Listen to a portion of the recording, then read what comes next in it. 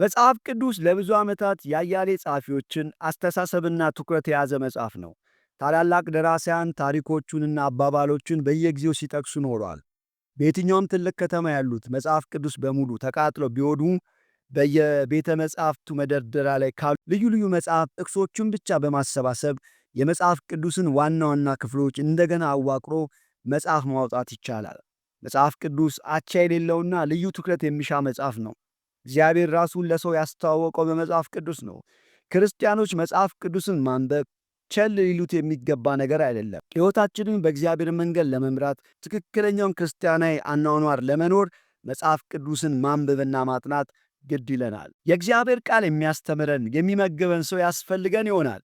መጽሐፍ ቅዱስ የሚያስተምረን ወይም ደግሞ የሚተረጉምልን ሰው ማግኘትም መልካም ዕድል ነው። ነገር ግን መጽሐፍ ቅዱስ በግላችን እንድናነበው እንድናጠናው የእግዚአብሔር ድምፅ እንሰማበትና በጌታ መንገድ እንድንጓዝ የሚያስችለን መጽሐፍ ስለሆነ በግላችን በማንበብና በማጥናት መልእክቱን መረዳት በጣም አስፈላጊና ዋና ነገር ነው። መጽሐፍ ቅዱስን ማንበብና ማጥናት የሚያስፈልግባቸው ዋና ዋና የሚባሉ ምክንያቶች ቢኖሩም ጥቂቶቹን እንመልከት። አንደኛው የጌታ ትእዛዝ ስለሆነ እግዚአብሔር ሕዝቡን የሚመራው በቃሉ ነው። ስለሆነም የራሱ የሆኑት ሁሉ በቃሉ እንዲተጉና እንዲበረቱ ትእዛዝ ሰጥቷል። ለእስራኤል ሕዝቦች ቃሉን በልባቸው እንዲጠብቁ እንዲያሰላስሉትና ለልጆቻቸውም እንዲያስተምሩ ትእዛዝ ሰጣቸው። ዘዳግም ምዕራፍ 6:6-9 እንደዚህ ይላል፣ እኔ ዛሬ አንተን የማዝህን ቃል በልብ ያዝ፣ ለልጆችም አስተምረው። በቤትም ስትቀመጥ፣ በመንገድም ስትሄድ፣ ስትተኛም ስትነሳም ተጫወተው። በእጅም ምልክት አድርገህ ሰረው፣ በዓይኖች መካከል እንደ ክታብ ይሁንልህ። በቤትም መቃኖች በደጃፎችም በር ላይ ጻፈው ይላል። የእግዚአብሔር ሰው ኢያሱም የሕጉ መጽሐፍ ካፉ እንዳይለይ እንዲጠብቀው እግዚአብሔር አዞታል። ኢያሱ ምዕራፍ 1:8 እንደዚህ ይላል፣ የዚህ ሕግ መጽሐፍ ካፍ አይለይ፣ ነገር ግን የተጻፈበትን ሁሉ ትጠብቅና ታደርግ ዘንድ በቀንም በሌሊትም አስበው። የዚያን ጊዜ መንገድ ይቃናላል፣ ይከናወንላል ይላል። ሁለተኛው ጌታን በግላችን እንድናውቀው ስለሚያስችለን የክርስትና ሕይወት ኢየሱስ ክርስቶስን የመስማት ከእርሱ የመማርና የሰማነውን በተግባር በመዋል የመለማመድ ሕይወት ነው። የክርስትና ሕይወት ከእርሱ ጋር የግል ግንኙነት ማድረግ ነው። እርሱን ሳንሰማው የግል ግንኙነት ሊኖረን አይችልም። ጌታ ለግላችን በቀጥታ ሊናገረን፣ አንዳንዴ ሊገጽጸን፣ አንዳንዴም ሊያበረታታን የሚችለው ድምፁን መስማት ስንችል ነው። በግል ግንኙነታችን ከጌታ ጋር የቀረበ እንድንሆን ሲናገር ልንሰማው ያስፈልጋል። ይህ የሚሆነው ደግሞ ቃሉን በአግባቡ ስናጠና ነው። ሦስተኛው የክርስትና መንገድ በግል ሕይወት ለመለማመድ ሕያው የሆነች ቤተ ክርስቲያን አባል ልንሆን እንችላለን። እንዲሁም ቢሆን እንኳን ስለ ክርስትና ሕይወት የራሳችን የሆነ መረዳት ሊኖረን ያስፈልጋል። በሰው እየተነገረን መኖር ስለማንችል በግል ቃሉን ልናጠና ይገባናል። አንድ ሰው የተፈጥሮ ሰውነቱ እንዲያድግ ምግብ መመገብ አለበት።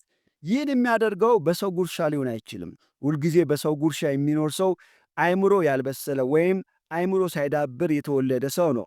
ስለዚህ መንፈሳዊ ሕይወታችንም ለማደግ ቃሉን በግላችን ማጥናት አለብን። አራተኛው ስለተረዳነው የክርስትና እምነት ጠልቀን እንድናውቅ አስተዋዮች እንድንሆን ነው። የቤርያ ሰዎች ቃሉን የሚመረምሩ ሰዎች ስለነበሩ ከተሰሎንቄ ሰዎች ይልቅ አስተዋዮች ነበሩ ይላል እግዚአብሔር ቃል ሐዋርያት ሥራ ምዕራፍ 17:10።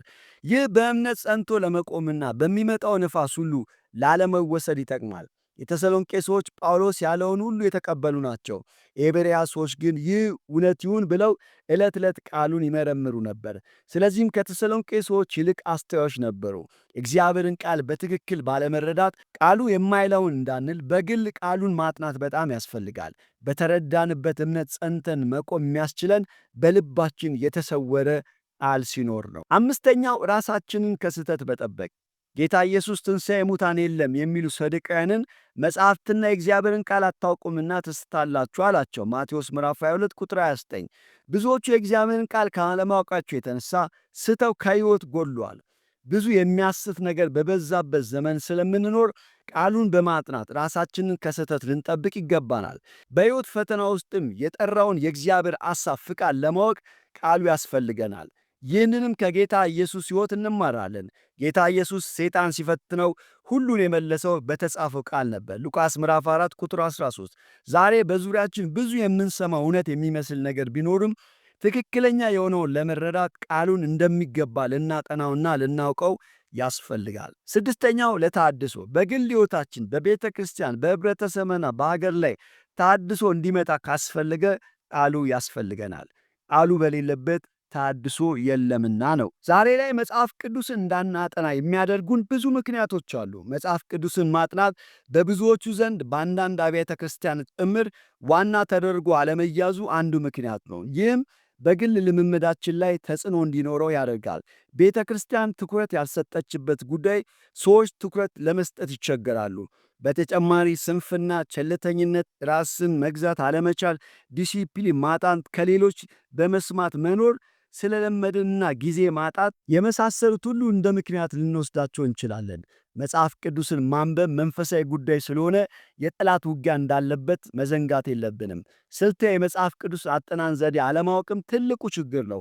ብዙዎቹ ማጥናት እየፈለጉ ከየት እንደሚጀምሩ እንዴት እንደሚጀምሩ ካለማወቃቸው የተነሳ ለእነርሱ መጽሐፍ ቅዱስን ማጥናት ተራራ መግፋት ይሆንባቸዋል። መጽሐፍ ቅዱስን ስናነብ በጥንቃቄ ማድረግ ያለብን ነገሮች አንደኛውና የመጀመሪያው ነገር በመንፈስ ቅዱስ በመደገፍ ማጥናት ነው። የቃሉ ባለቤት እርሱ ስለሆነ መንፈስ ቅዱስ እንዲረዳ መጸለይ አለብን። በጥናት ሂደት ውስጥ በእያንዳንዱ ደረጃ በመንፈስ ቅዱስ ላይ መደገፍ አስፈላጊ ነው። የቃሉን መልእክት መረዳት እየሰጠን ወይንም እያበራልን የእግዚአብሔርን ድምፅ እንድንሰማ ያስችለናል። ራሳችንን በዙሪያችን ያለውን ሁሉ በቃሉ አማካይነት እንድንረዳና ሕይወታችን እንዲለወጥ ያደርጋል። ቃሉን ስናጠና ለእግዚአብሔር መንፈስ ንቁ መሆን፣ ትሕትና፣ እምነት ያስፈልገናል። እግዚአብሔር ምን ያስተምረኛል ብሎ የሚጠብቅ ልብ ያስፈልገናል። ቃሉ ሲናገርን ለኃጢአት ፈጣን የሆነ ንስሐ እንድንገባ ከጌታ ጋር ያለን ኅብረት የጠበቀ እንዲሆን ይረዳናል። በሁለተኛ ደረጃ የተከፈተ አእምሮ ያስፈልገናል። አእምሮአችን ትልቅ ስፍራ አለው። ጌታን ስንቀበል የተለወጠና የታደሰ አእምሮ ተሰጥቶናል።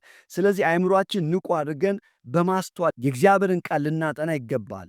በሦስተኛ ደረጃ ራስን ማስለመድና ማስገደድ አስፈላጊ ነው። አንደኛ ጢሞቴዎስ ምዕራፍ 4 ቁጥር 8 ላይ ሰውነትን ለሥጋዊ ነገር ማስለመድ ለጥቂት ይጠቅማልና እግዚአብሔርን መምሰል ግን የአሁንና የሚመጣው ተስፋ ስላለው ለነገር ሁሉ ይጠቅማል ይላል። ለዚህም በቂ ጊዜ መስጠት አለብን። ልምምድ ጊዜ የሚያስፈልገው ነገር ነው። እግዚአብሔር ያስተማረንን መጽሐፍ መለማመድ ጥሩ ነው። ስናጠና ማስታወሻ ደብተርና መጻፊያ ማዘጋጀት ይጠቅማል። አራተኛው መፍትሄ ስልታዊ የመጽሐፍ ቅዱስ አጠናን ዘዴ ማወቅ ነው። አብዛኛው ክርስቲያን መጽሐፍ ቅዱስን ያለ ዕቅድና ያለ ስርዓት ያነበዋል። አንዳንድ የመጽሐፍ ቅዱስ ምንባቦች በተደጋጋሚ ለማንበብ ቀላል ሲሆኑ፣ ሌሎች ምንባቦች ግን ለማንበብ ቀላል አይሆኑም። ስለዚህ ሰዎች መጽሐፍ ቅዱስ ውስጥ ያለውን የከበረ ነገር በሕይወት ዘመናቸው ለማግኘት አይችሉም። አንድ ወጣት መጽሐፍ ቅዱስ ለማንበብ የእግዚአብሔርን ድምፅ ለመስማት በመሻት እጁ ካጋጠመው ስፍራ መጽሐፉን በመግለጥ ለማንበብ ሲሞክር ዓይኑ ይሁዳ ራሱን ሰቅሎ ሞተ ማቴዎስ 27:5 የሚለውን ያርፋል። ወጣቱ ይህ ከእግዚአብሔር ያልመጣለት እንደሆነ በማመን ለሁለተኛ ጊዜ ባደረገው ተመሳሳይ ሙከራ ዓይኑ ሂድና ይህንን አድርግ የሚለው ሉቃስ 15:37 ላይ የሚለውን ያገኛል። በድንጋጤ ገጹን በመዝጋት ሦስተኛ ሙከራ ሲያደርግ ይህን የሚያደርጉ ብፁዓን ናቸው የሚለውን ተመለከተ።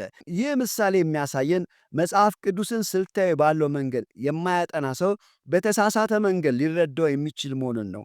ስልት ማለት አንድን ነገር በቅድመ ተከተል ወይም መልክ ባለው መንገድ ማከናወን ነው። በዚህ ደረጃ በደረጃ በመሄድ ወደ አንድ ድምዳሜ እንደርሳለን። ስልት ጥናታችንን ሊያቃልልና ፈር ሊያስይዘን ይችላል። በዘዴ ማጥናት ሕይወታችንን የሚለውጥበትን የቃሉን ትምህርት በማግኘት ያገኘነውን ለመታዘዝና በተግባር ለመተርጎም ዕድል ይሰጠናል።